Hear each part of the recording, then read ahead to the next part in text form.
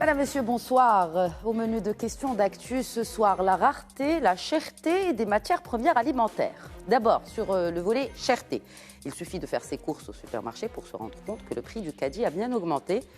Et plus que la guerre en Ukraine se poursuivra, plus ces effets néfastes se feront sentir, non seulement en Europe, mais aussi au Moyen-Orient et en Afrique du Nord, en particulier dans les pays déjà fragiles, en l'occurrence en Afrique subsaharienne.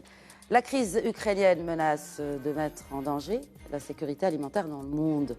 Sans oublier qu'après le rebond économique mondial qui a suivi bien sûr la pandémie Covid-19, les prix de l'énergie ont particulièrement augmenté et ces prix tirent vers le haut bien sûr la plupart des matières qui ont besoin bien sûr d'énergie pour être produites et surtout distribuées.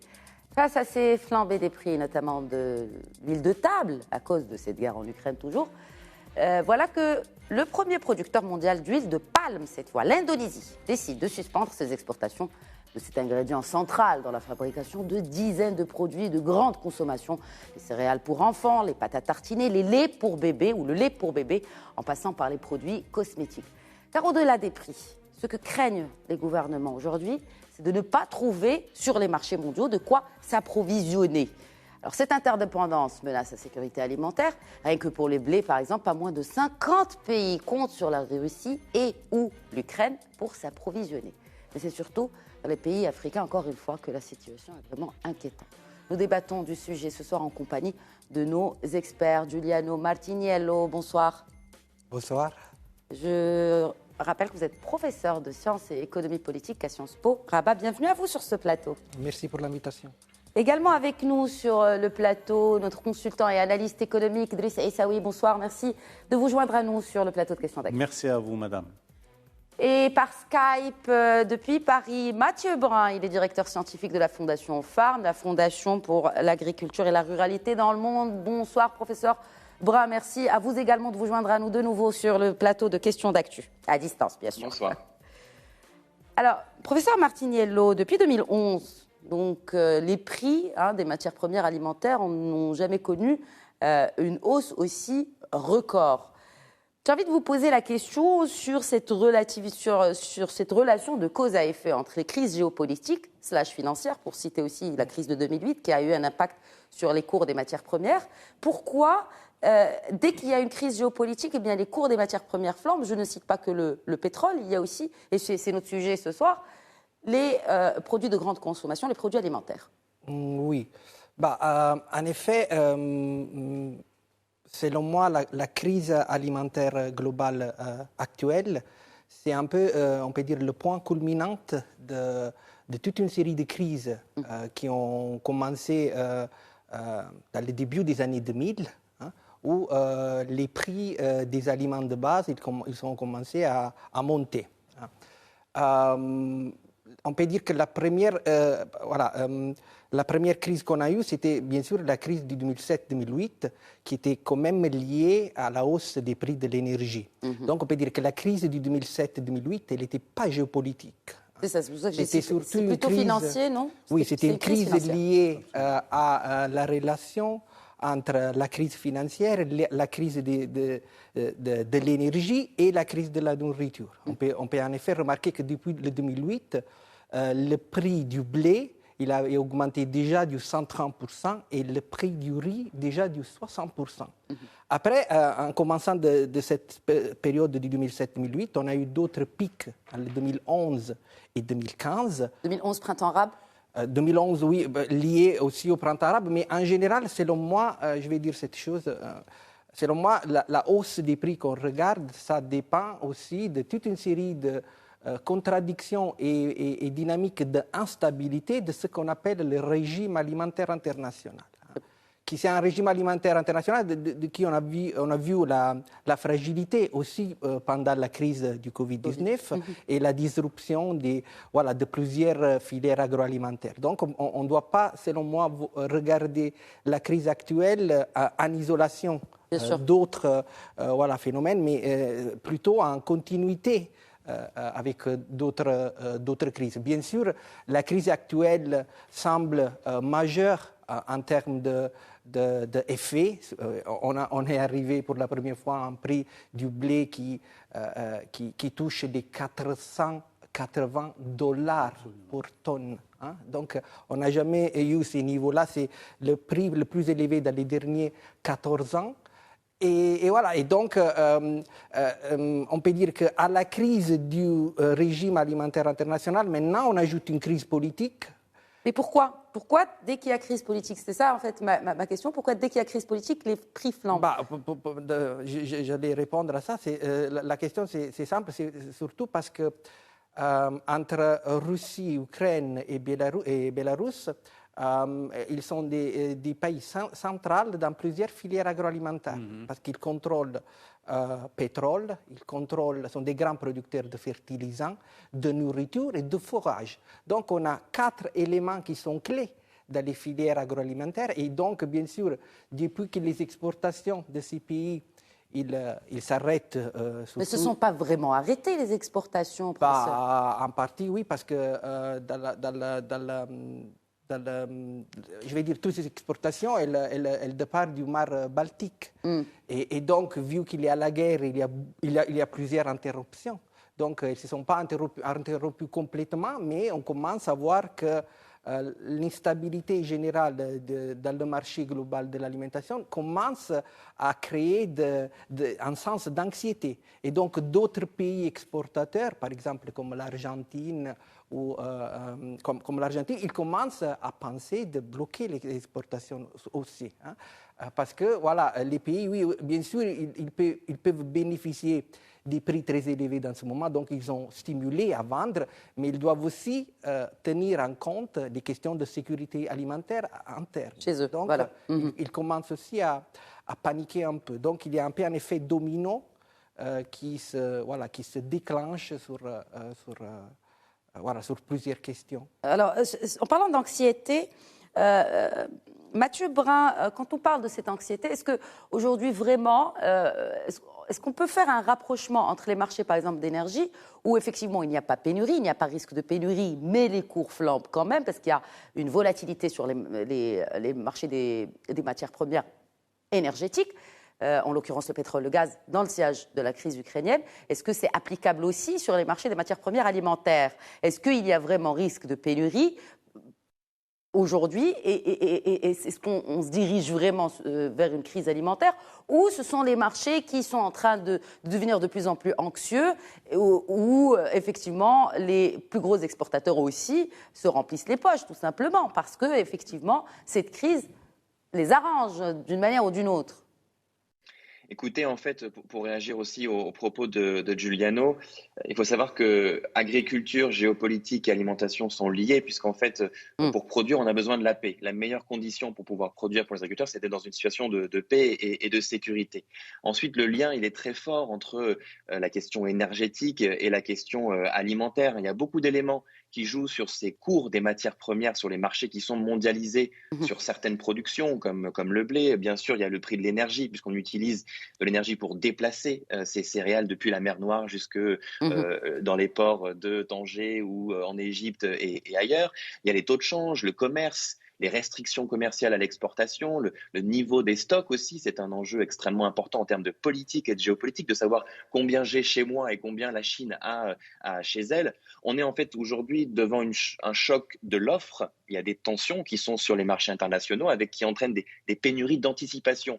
On l'a vu pendant le Covid, on a tous acheté un petit peu plus de pâtes, mais aujourd'hui les gens font la même chose dans les étals en France, au Maroc, en Tunisie et ailleurs. On trouve moins d'huile parce que les gens ont peur de manquer. Mais il y a un risque, bien entendu, qui existe dans certains contextes qui sont très dépendants de l'extérieur. C'est le cas par exemple du Maroc sur l'huile de tournesol ou dans d'autres pays. Il y a un risque de moindre disponibilité et en plus un risque de prix très élevé. Donc on a à la fois un choc de l'offre et en même temps un choc de la demande. Et ces deux chocs ont forcément des conséquences importantes sur les marchés et sur la manière de pouvoir accéder à l'alimentation pour les ménages, y compris les ménages les plus précaires.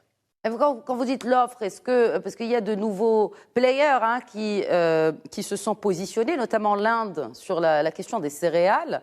Et là encore, la question se pose. Est-ce que finalement, ce pays-là, grand exportateur de céréales, peut remplacer tout simplement une partie des céréales russes et ukrainiennes, parce qu'une nouvelle fois, on ne peut pas dire que les exportations sont totalement arrêtées dans ces deux pays exportateurs, dans ce qu'on appelle les greniers du monde, de l'Europe mais aussi de l'Afrique.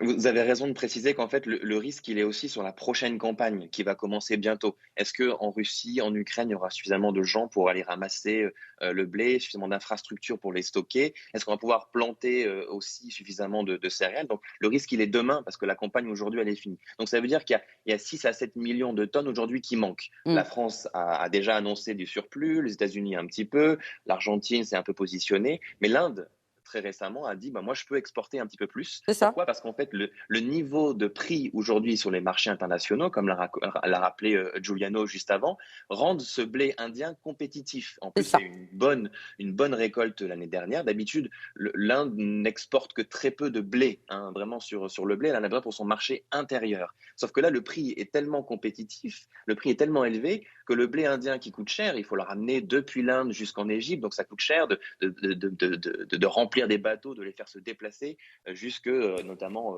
en Afrique du Nord. Bien, ce blé aujourd'hui est compétitif. Par contre, il ne faut pas oublier que c'est pas parce qu'on produit du blé qu'on peut facilement exporter. Il faut des cahiers des charges, c'est extrêmement complexe. Il y a des normes phytosanitaires sur l'utilisation de produits, sur les punaises, etc. Donc c'est un cahier des charges qui est très complexe et il change d'un pays à l'autre, entre l'Algérie, l'Égypte, la Tunisie ou le Maroc. Mais effectivement, l'Inde se positionne. Et pour finir, n'oublions pas aussi qu'il y a des tensions entre les exportateurs. Vous avez mentionné ça tout à l'heure.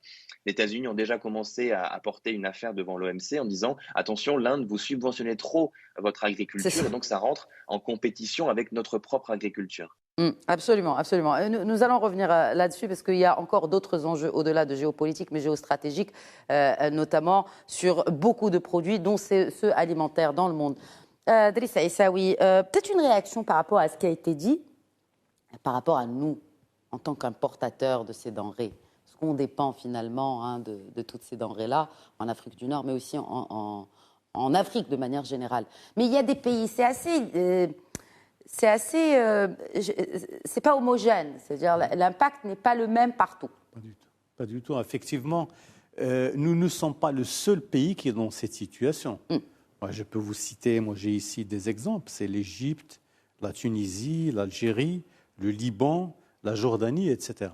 Alors, si on prend que ces pays-là et on essaie de voir le taux de dépendance à l'égard des produits céréaliers, le Maroc, il est à combien? Le Maroc, il est à 56,9%.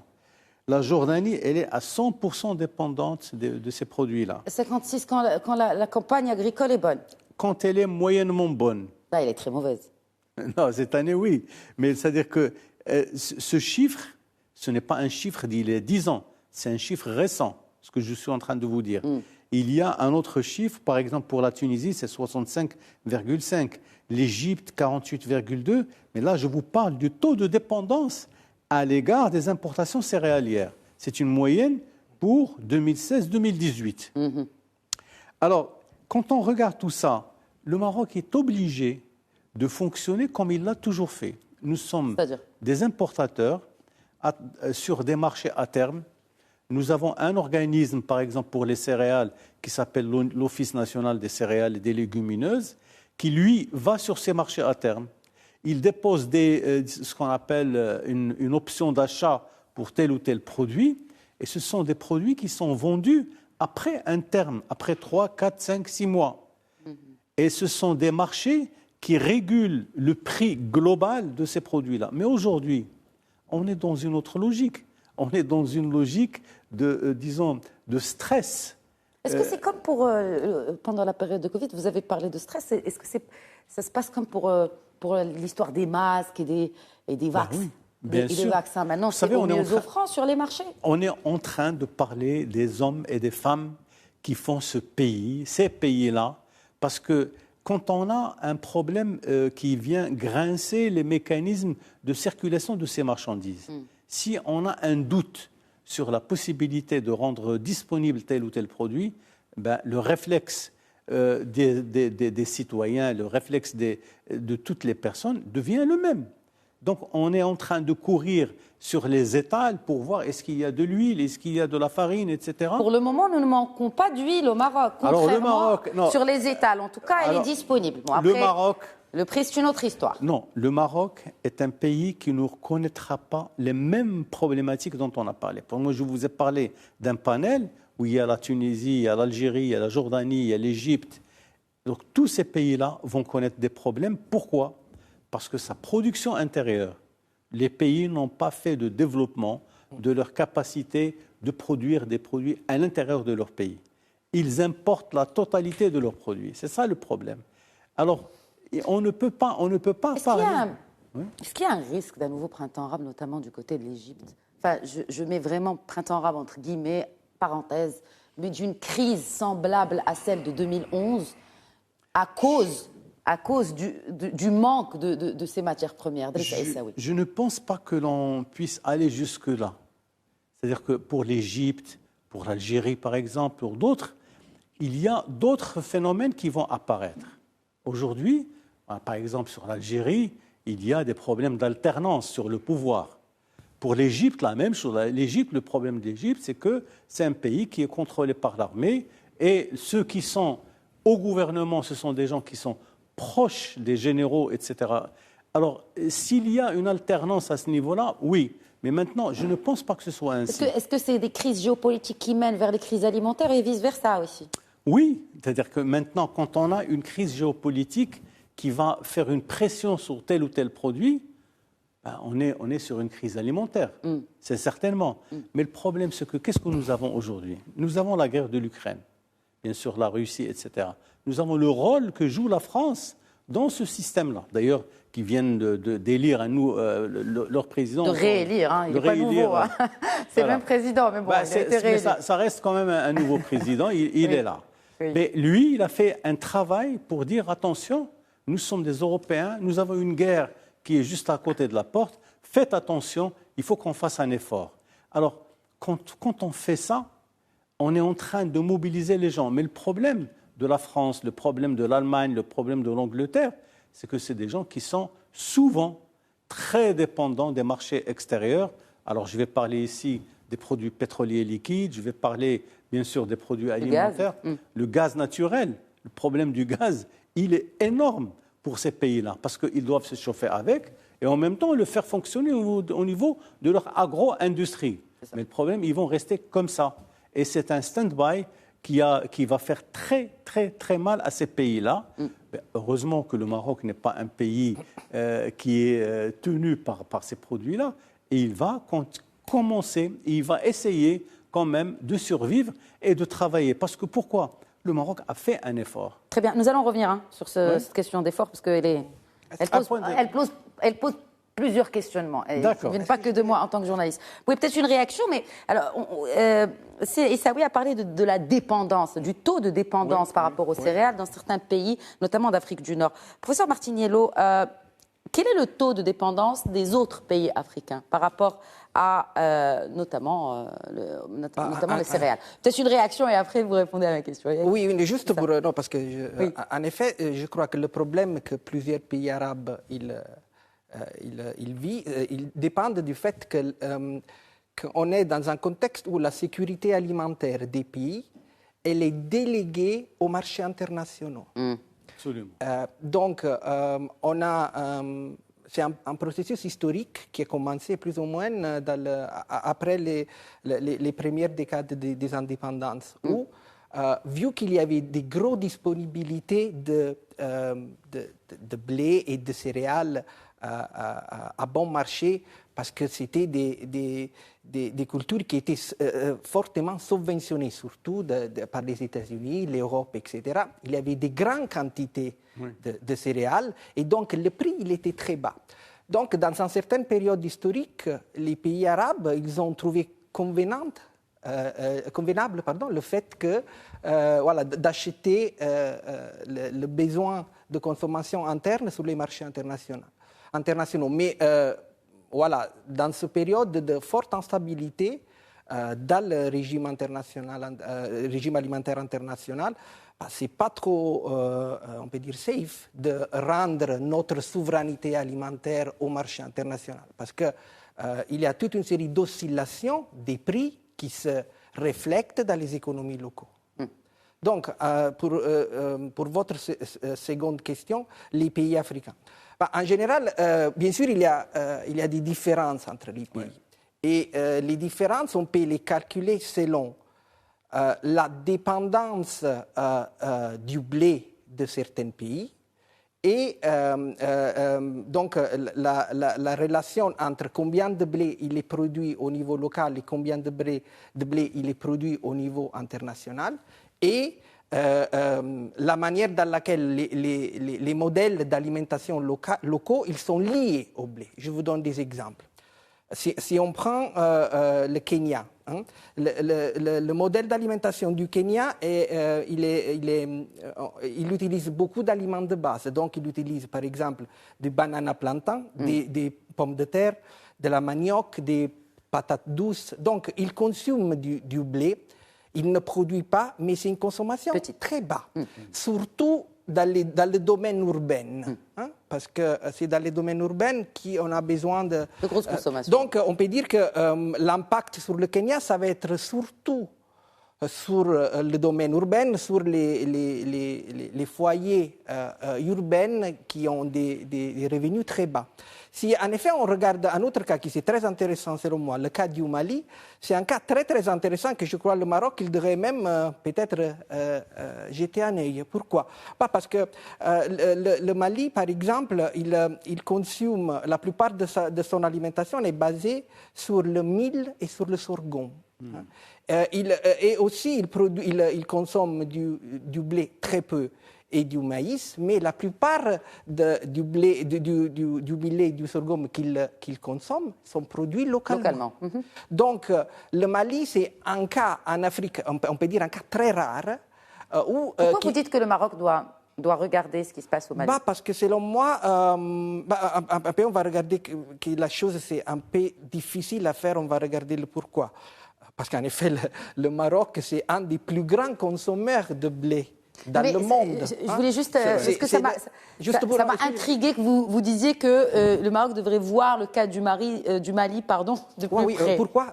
Parce que, par exemple, alors, le Mali, il consomme encore beaucoup comme j'ai dit, de sorgho et de millet, et il le produit au niveau local à travers des méthodes agroécologiques, qui sont des méthodes qui ont un coût très bas, et qui, comme les statistiques de la FAO il démontrent, a garanti la sécurité alimentaire à travers une production locale.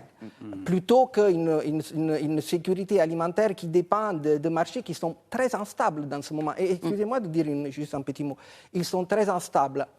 Parce que la finance, elle est rentrée fortement dans les marchés de la nourriture. Maintenant, on fait des spéculations sur la nourriture. On achète des grandes quantités de blé ou d'autres céréales en attendant, en faisant de la spéculation sur l'augmentation des prix. Donc, il y a tous des enjeux financiers et aussi, je veux dire, on parle d'un régime international, alimentaire international qui est très, très, très concentré. Ça veut dire qu'il est géré par des oligopoles. Si vous regardez le marché des céréales, le marché des semences, etc., ils sont des marchés contrôlés par des petits groupes multinationaux qui, bien sûr, quand ils bougent sur ces marchés avec des grands achats, bien sûr, ils déterminent plusieurs conséquences. Donc, je veux dire, selon moi, la raison de la crise, oui, aujourd'hui, c'est éminemment géopolitique. Mais avant la guerre entre la Russie et l'Ukraine, toutes les crises elles étaient à caractère financier et liées à une grande concentration de pouvoir et richesse dans ce domaine. Oui, surtout que c'est ce que on évoquait tout à l'heure, c'est que cette crise en Ukraine n'a fait qu'exacerber des pressions sur les marchés des matières premières qui existaient déjà de par la sortie de la crise Covid-19 qui a entraîné une flambée des prix notamment du pétrole, avant même que ça n'affecte le blé et d'autres céréales. Professeur Brun, quand on parle de sécurité alimentaire, est-ce qu'elle a des fondements juridiques, et notamment en Afrique de l'Ouest? en particulier, surtout que maintenant on ne parle pas de sécurité alimentaire en Afrique de l'Ouest comme on le faisait avant. Professeur Martinelli a évoqué les aides qui étaient destinées à certains pays, notamment des pays occidentaux. On a l'impression que cette idée d'aide a été éclipsée par les aides destinées à l'Ukraine. Effectivement, l'approche aujourd'hui qui est développée, c'est plutôt de parler de souveraineté. On en avait parlé ensemble il y a quelques temps. Nous y arrivons, déjà. Mais parlons de sécurité avant souveraineté peut-être. Et quand on pense sécurité et donc enjeu de politique publique, il faut bien souligner, et les deux intervenants avant moi ont eu raison de le dire, que les agricultures européennes, américaines, mais aussi certaines agricultures d'Asie comme l'Inde ou la Chine, sont assez massivement subventionnées et soutenues, ce qui peut paraître normal comparé au niveau de soutien qu'on voit en Afrique subsaharienne notamment. Donc là, il y a un décalage extrêmement important, un rapport parfois de 1 à 4, voire de 1 à 5, entre des agricultures qui sont très soutenues dans les pays dits du Nord et qui le sont beaucoup moins dans les pays du Sud. Pourquoi ? Parce que, et puis notre ami le professeur Martinello l'a bien rappelé, on était dans des situations de marché où les prix des matières premières, comme le riz, on n'a pas beaucoup parlé du blé, mais on peut aussi parler du riz, étaient très faibles, étaient très basses. Et donc ça coûtait beaucoup moins cher d'acheter à l'extérieur que de produire localement et d'acheter sur place. Donc c'est là un des défis importants, hein, peut-être de revoir aussi les règles du commerce international, ça fait le lien avec la question de la souveraineté, puisque les constitutions, le droit, les droits nationaux, mais aussi les droits régionaux avec les organisations régionales, peuvent aussi mettre en œuvre des politiques commerciales qui vont limiter les importations pour pouvoir soutenir des marchés nationaux qui sont en train d'émerger. On a parlé du marché du mil au Mali et ailleurs en Afrique de l'Ouest. Il y a un excellent cas d'étude, comme le marché du poulet au Sénégal. Hein. On a fermé les frontières pour pouvoir développer les filières sur le plan local, parce que ça, c'est un élément qui est très important. On a beaucoup parlé depuis tout à l'heure du blé, mais il faut bien voir que les marchés internationaux, les marchés alimentaires sont interconnectés. Demain, ce sont les prix de la viande, les prix du lait, les prix du sucre qui vont aussi augmenter en raison de cette interconnexion et en raison de pratiques qui sont aussi spéculatives, comme l'ont rappelé les deux intervenants avant moi. Donc, est-ce que, voilà, et je reviens encore à la première question que je vous ai adressée, professeur Brun, est-ce qu'il y a une réelle pénurie aujourd'hui ou des spéculations à outrance ? Mais en fait, j'ai pas une réponse unique à vous dire que oui, on manque ou il y a trop de spéculation, mais on le voit déjà, y compris à des échelles très locales, en Afrique du Nord, en Tunisie, certaines personnes qui vont acheter un peu plus de pain subventionné, un peu plus d'huile subventionnée pour les revendre ensuite au marché noir. On monte d'une échelle, ensuite on voit des fonds d'investissement, mais aussi de grands traders de marché sur les marchés internationaux qui vont aussi pratiquer la spéculation avec ce fonctionnement des marchés à 3 mois, à 6 mois, qui vont entraîner des formes de spéculation et donc d'enrichissement. Et donc c'est tout le débat aujourd'hui de faire sortir aussi, du moins d'avoir une approche différente sur les questions agricoles et alimentaires que celles qui prévalent pour tous les produits. Acheter une voiture, c'est pas comme acheter du pain. Le pain, c'est la vie et c'est pas à nos amis égyptiens, tunisiens ou marocains qu'on va l'apprendre. Donc on peut peut-être imaginer aussi que les débats se tournent autour d'un régime d'exception sur les questions agricoles alimentaires, alors que ça n'a pas été le cas dans les instances de négociation internationales. Et je pense que tout le débat aujourd'hui autour de la souveraineté alimentaire, la manière dont tout le monde parle dans des manières très très différentes, avec des définitions qui sont extrêmement différentes de souveraineté, appelle peut-être à une redéfinition de la mondialisation, une redéfinition des échanges et à un retour du politique. Ça, c'est très important. Retour du politique, retour du rôle de l'État, justement, dans l'économie. Driss Aissaoui, oui. C'est la grande question qui se pose. Avant même de parler de souveraineté, j'insiste vraiment pour qu'on parle de sécurité alimentaire, le cas du Mali. Oui. Et vous avez dit que le Maroc a bien géré ces dernières années pour ne pas se retrouver dans la situation d'autres pays. Ce n'est pas de l'avis de plusieurs spécialistes qui disent que si on avait développé la filière céréalière et que malgré la baisse des précipitations, on ne serait pas dans la situation dans laquelle nous sommes aujourd'hui, voire une situation qui pourrait empirer dans les mois à venir. Pour parler en termes de chiffres, le Maroc, par rapport à ses importations, il est à 3% pour ce qui est du maïs, il est à 12% pour ce qui est de l'orge et 27%, vous avez raison, pour ce qui est du blé. Bon, le blé tendre, bien sûr. Oui. Mais ça, c'était avant la crise Covid-19. Non, c'est maintenant. C'est aujourd'hui. Ah oui. Je vous dis exactement ce qui se passe aujourd'hui. C'est-à-dire que ce n'est pas la même situation que vous allez retrouver au niveau de certains pays comme l'Égypte, la Jordanie, le Liban, etc. Oui, mais est-ce que aujourd'hui, vous dites qu'on a bien géré, mais on aurait pu mieux gérer pour faire face à cette dépendance? Ça, c'est certainement. Vous savez, il n'y a pas de politique publique qui soit complètement indemne de toute erreur. Le Maroc a fait des politiques publiques. Il a essayé de les appliquer. Maintenant, chez nous, enfin, je parle du Maroc, on a un problème avec le blé et avec l'agriculture de manière générale parce que c'est lié à la pluviométrie. C'est-à-dire, vous avez une campagne, disons, céréalière où il ne pleut pas, ben vous avez un taux de croissance de toute l'économie marocaine qui va être négatif.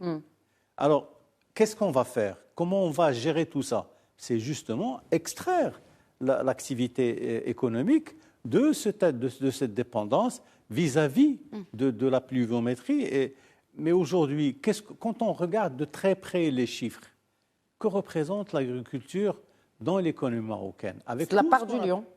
Pas du tout. Si, dans le PIB. Non, dans le PIB. Dans le PIB, dans le nombre d'emplois, notamment dans le rural. Ça représente 15%, ça dépend des années, encore une fois, ça dépend de la clémence du ciel. D'accord, 15%, on va dire. Meilleur des cas.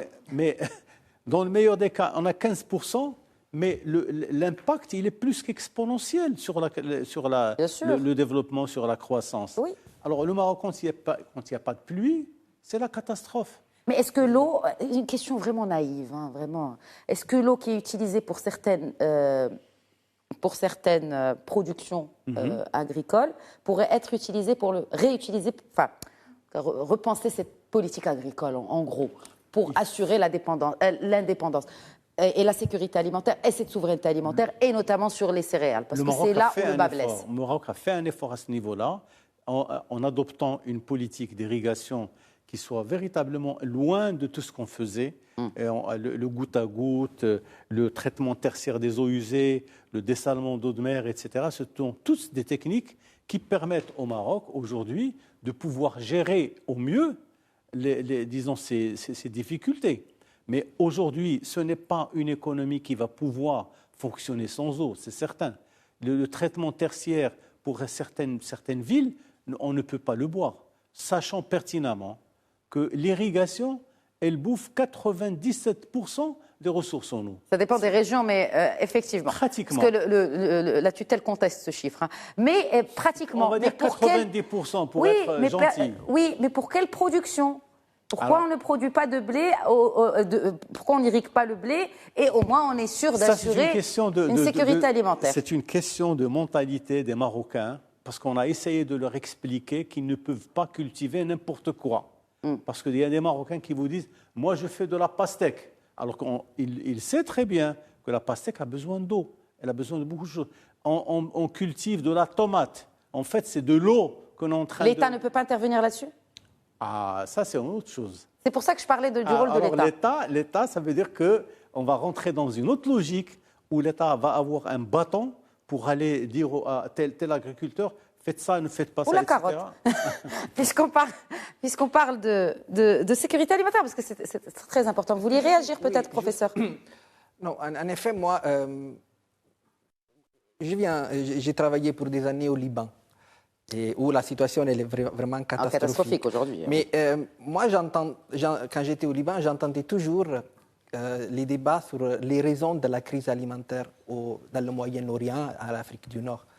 Et il y a plusieurs arguments qui sont soulevés. Un des arguments, c'est l'argument, on peut dire, sur les ressources naturelles. On n'a pas assez d'eau, on n'a pas assez de terres cultivables. D'autres, ils disent, on grandit trop rapidement et la croissance démographique, elle est plus élevée de la croissance de la productivité agricole. Il y a d'autres personnes qui nous disent que les filières ne sont pas trop bien organisées, etc. Mon humble avis, c'est que les raisons de cette dépendance alimentaire elles sont éminemment politiques. Et sont le résultat des choix politiques faits pendant plusieurs années. Parce qu'on ne parle pas que d'une année ou deux, on parle de on vraies parle stratégies agricoles. Je voulais juste vous raconter cette petite histoire pour le Maroc. Alors, le Maroc, il a un problème. Le Maroc, il consomme trop de blé. Oui. Pourquoi? Parce qu'en effet, dans les années 60, si vous demandez peut-être quelques grammaires, etc., la recette du pain de Hobbes, c'est différent. Ça veut dire qu'elle mélangeait plusieurs céréales, l'orge et d'autres céréales. À partir des années 50 ou 60, avec le boom des technologies de la révolution verte et l'aide alimentaire américaine qui inondait les pays arabes de grandes quantités de blé, ça vient sans dire qu'en effet, on a commencé à pousser pour la consommation du blé tendre, au point qu'aujourd'hui, le Maroc, la consommation moyenne de blé au Maroc, c'est presque 250 kilos par an. Absolument. C'est énorme. Si vous voyez les taux de consommation... À titre comparatif, je suis curieuse de savoir. Je vous donne quelques données. Alors, le Mali, on parlait du Mali. Le Mali, il consomme 18 kilos par an per capita. Le Soudan, qui quand même consomme beaucoup, c'est 38. Le Kenya, presque la même chose, 38. Donc, vous voyez, le problème, c'est que toute la consommation de céréales au Maroc, elle s'est concentrée sur le blé. Et donc, maintenant, on surconsomme de blé et on ne produit pas assez de blé. Donc, en effet, cette politique de production, de consommation et d'importation, pour moi, c'est en effet la clé pour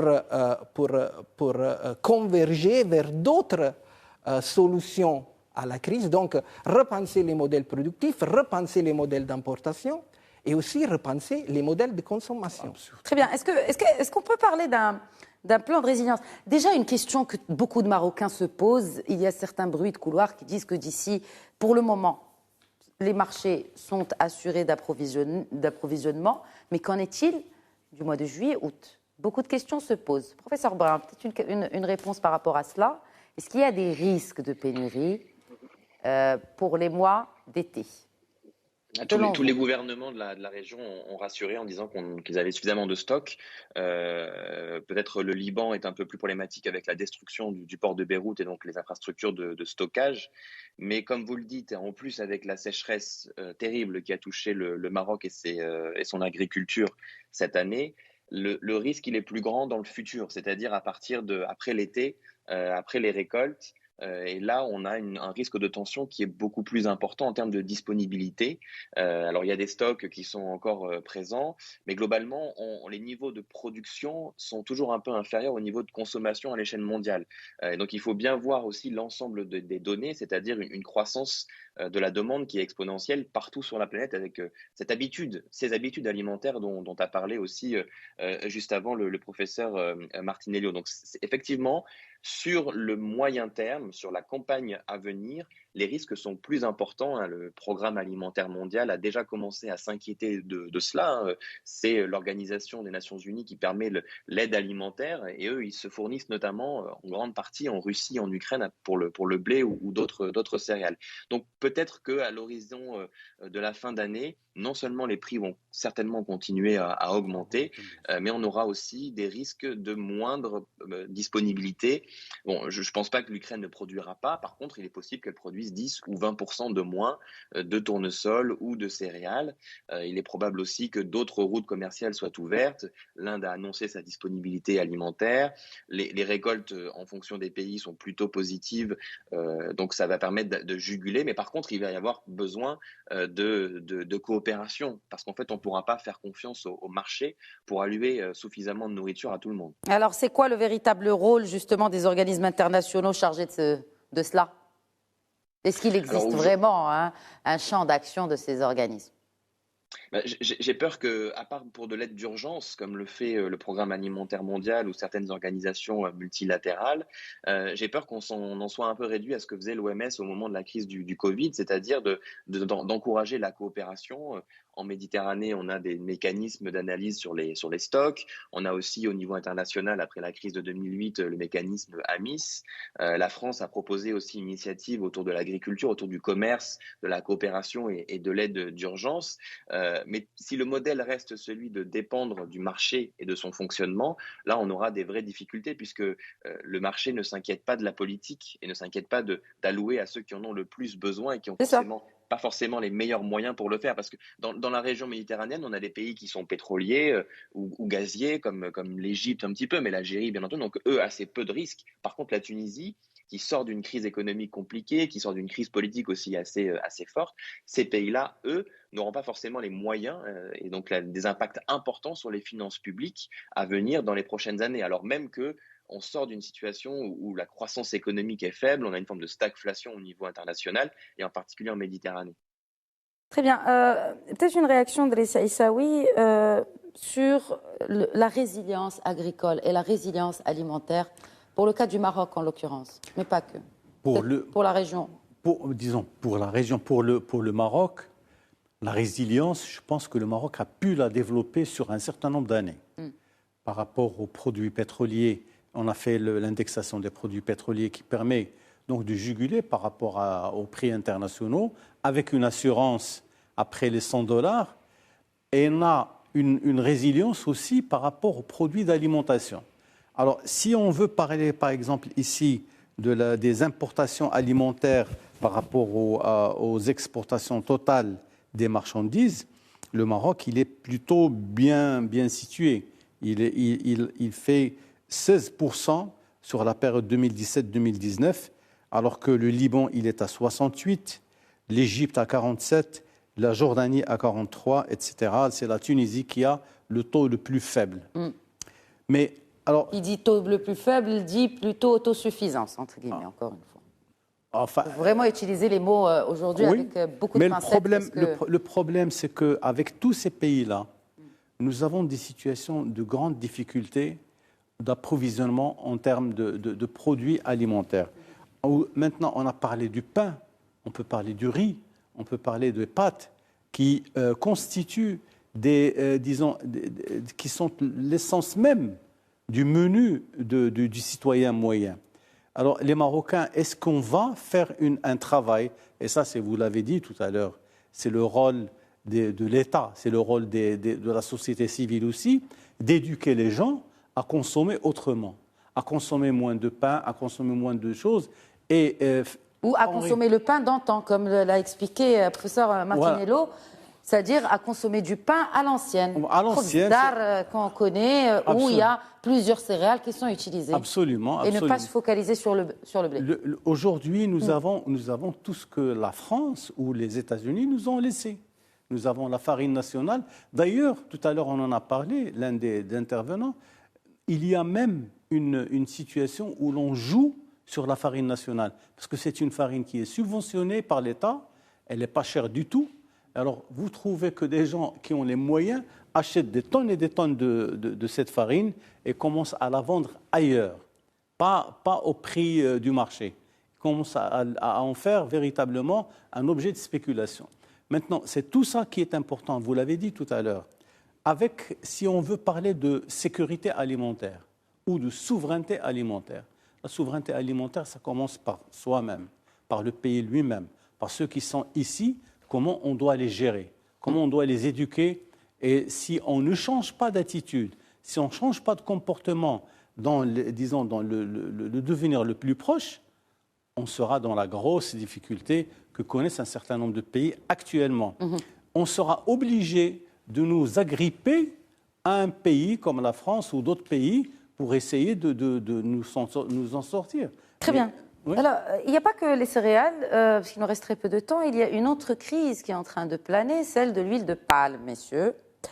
L'Indonésie, premier exportateur mondial d'huile de palme. On rappellera, je le disais dans mon introduction, que l'huile de palme rentre dans la fabrication de biscuits, de lait de bébé, de produits cosmétiques, dentifrice, et j'en passe, les pâtes. Enfin, c'est un ingrédient qu'on retrouve sur quasiment toutes les étiquettes des produits qu'on retrouve sur les étals des supermarchés. Professeur Martinello, alors est-ce que c'est une bonne raison, puisqu'on parle de changer de d'habitudes alimentaires, de se débarrasser de l'huile de palme. Je sais que ce n'est pas possible sur le court terme, mais il y aura certainement un impact. Parlons d'abord de l'impact sur les marchés, sur les prix de ces produits, et après sur les alternatives à ces produits. En général, je vais dire, votre question, en effet, démontre le fait qu'une fois qu'il y a une crise dans le régime alimentaire international, il y a d'autres crises qui se déclenchent comme un effet domino. Exactement. Donc la question de l'huile de palme, il nous fait, je crois, comprendre une chose, que voilà, si on prend huile de palme, soya, sucre, etc., on voit que ces produits sont des produits qui sont au centre de l'élaboration de nourriture déjà processée dans tous les supermarchés. Donc, on regarde que la plupart des produits qu'on achète, tout contient du soja, du sucre, de l'huile de palme. Je veux dire, ce sont des ingrédients qui contribuent beaucoup à la fabrication de nourriture processée. Moi, en effet, je vois bien sûr que les marchés s'inquiètent, mais dans chaque moment que j'ai étudié la question de l'huile de palme, moi, j'ai toujours vu que l'huile de palme, il est une des cultures qui sont derrière la déforestation. Oui.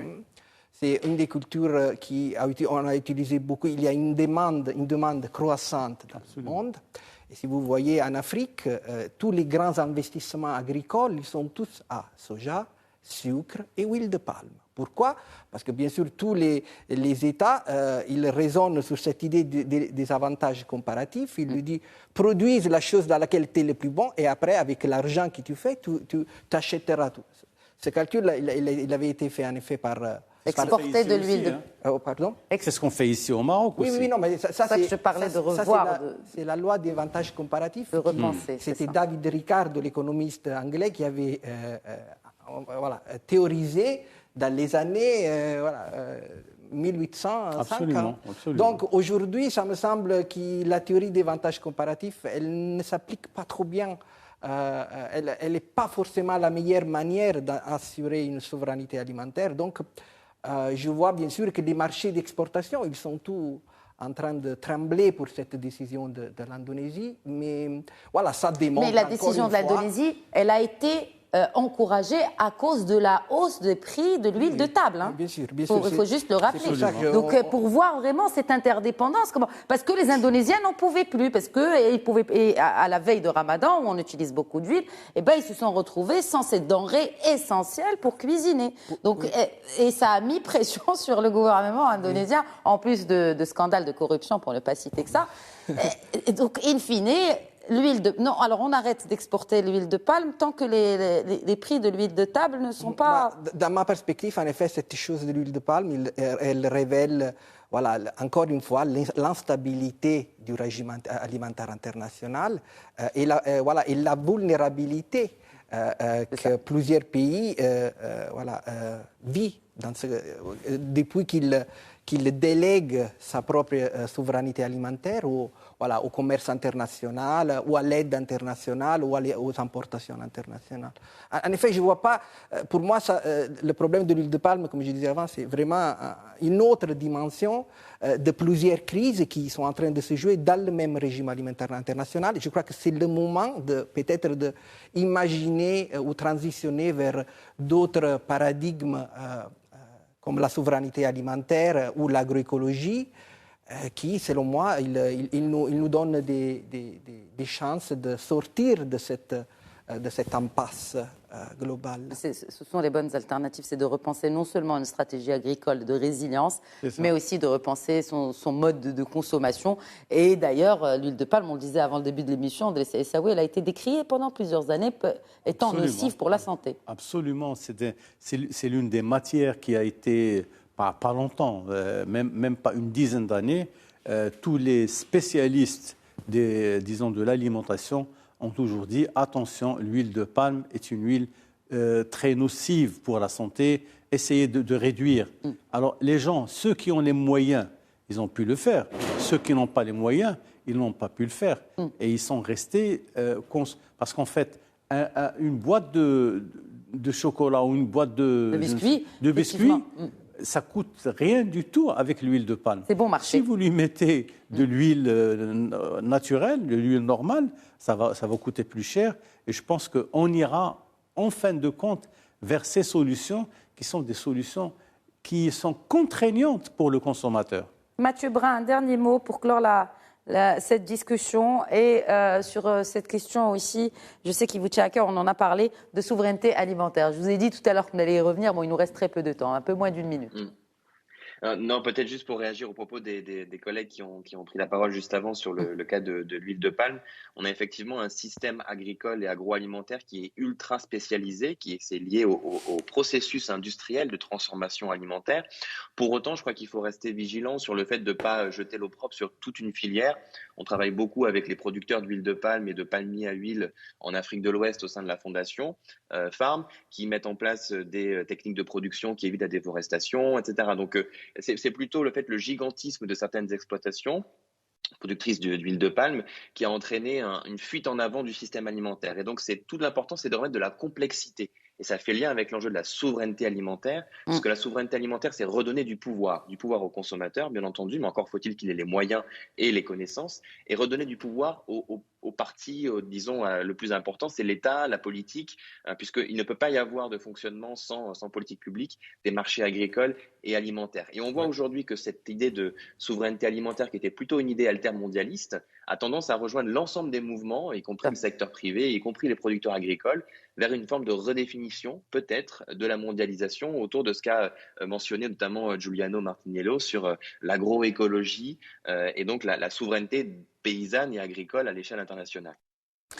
Dernier mot, professeur Martiniello, sur la sécurité alimentaire ou quand manger devient dangereux. Je parle des cas de E. coli dans des aliments, surtout pour enfants. Parce qu'on n'en a pas parlé, c'est important, juste pour clore cette discussion. Parce qu'il s'agit de sécurité alimentaire, pour le coup, c'est vraiment la sécurité sanitaire. Là. En effet, on voit que dans le marché globalisé du régime alimentaire international, il y a toute une série de contradictions.